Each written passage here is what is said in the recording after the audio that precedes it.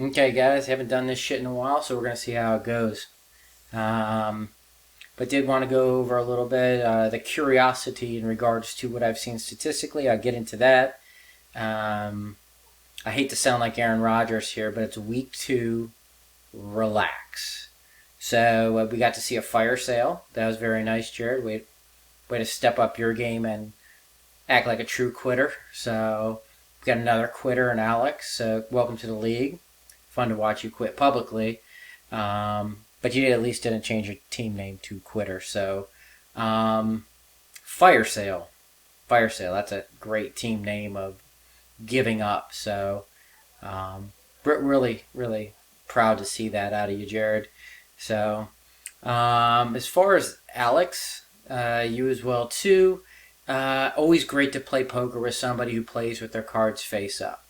So I appreciate that the fact that you refuse to improve your team in any way, shape, or form. That you just want to see how this year goes. I guess that $300 was just a sort of spectator. So get some popcorn, watch the rest of the league, I guess. That being said, you have been the unluckiest so far. I don't know if anybody's ever seen 141 against them, but again, just part of the relax mentality. So I just want to look through a couple things. Let's start with 2021. Where were we through 2 weeks? Well, we can see where the champion and second place were after 2 weeks. I don't remember either of them changing their name to Fire Sale at that point in time, but 1-1 and 0-2. Chris, second worst team in the league at that point in time, so he ended up in second place. But as you scroll down here, he would have been 3-23 versus the whole league. Franco would have been 8-18. It's a lot of time in the season for things to kind of turn around. Where do we sit today? Boy, this keeps moving on me. So, relative to everything else, again, you have Franco and Chris up here. It still doesn't mean anything. It's still 2 weeks. So they got a nice head start for sure. But at the same time, there's a lot of games to be played here. You see them shift up here. If you look at the same thing, Cortnell's not out of it. Jarrod wouldn't have been out of it if he hadn't quit. You also see an 2-0 team up here, or 0-2 team, excuse me, Alex. Again, just bad luck. 141 against him, average versus the week. So he's just ran against a couple bad matchups. That's part of it. So again, it sucks that it happens, but you can keep rolling on for stuff like that. Again, no need to panic, and I guess there's really no need to quite give up yet, Alex, so you can go ahead and keep playing. I guess this is the way we're going to be introduced, is me just talking shit on you, so it's a good start, I guess.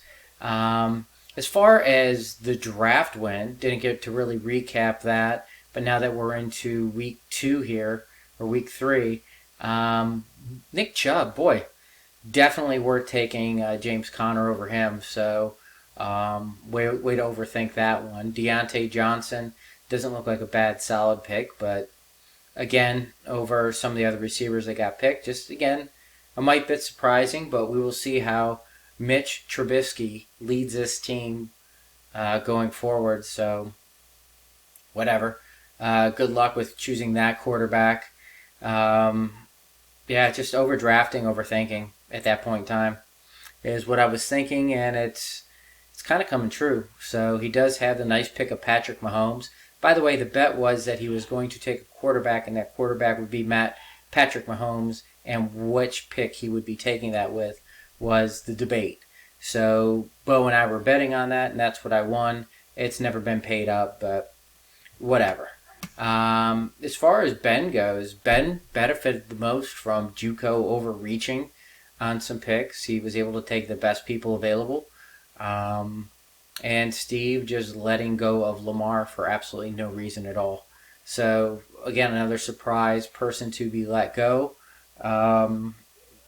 JUCO didn't take advantage of that, but Ben certainly did, and that's probably the biggest reason for his success. That's why you see the 31.92 For the quarterback, it's slightly beating Kyle's 6.73 with that Trey Lance gamble. So, again, storm game, guy gets hurt. Not really Kyle's fault, but at the same time, it's kind of the way things roll. He'll find another quarterback, probably stream the rest of the year. But regardless, again, he should be fine. 1-1 going into this. So, um, yeah, again, Cortnell, great trade there with Fink. It's nice that you can trade away your talent and then drop Kenyon Drake a week later. So, good to get him so that you have somebody to pick up off the waiver wire. That's very good to see. So, Rivero, congratulations. You've officially capped or topped what you did all last year as far as transactions. You're up to 3 this year so far.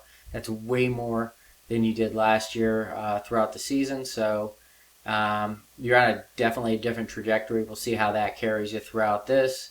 3 roster moves. The other guys that I haven't mentioned, so you got Kyle, Case, Bo, Ricard, Fink. Haven't really mentioned or gotten into. You're welcome. So you're spared for this one. You don't even have to worry about it. I guess I'm going to kind of leave you alone. But on to my observations or what I've seen so far. Again, I'm just more statistically driven. Again, will these trends hold? Do I hold it as a major advantage that I dig in and see these numbers? No. I just wonder if some of these trends will hold. So the main thing that I was looking at was it just felt like all the scores were much lower than they had been in the past. You have some boom weeks, but overall, again, you're seeing 102.26 is the average score for everybody through the first 2 weeks. Through 2021 is 109.75. 2020 is 112.96. So the first 2 weeks, you obviously have no buys or anything to factor in. So the 102.26 is still below the whole season average, which includes bye weeks when people are shuffling around players to try to get some points as their players are going on bye. So again, it's just really low right now. And as you start breaking down how the points are being distributed, it's very different than it has been in the past. QB is definitely lower to date.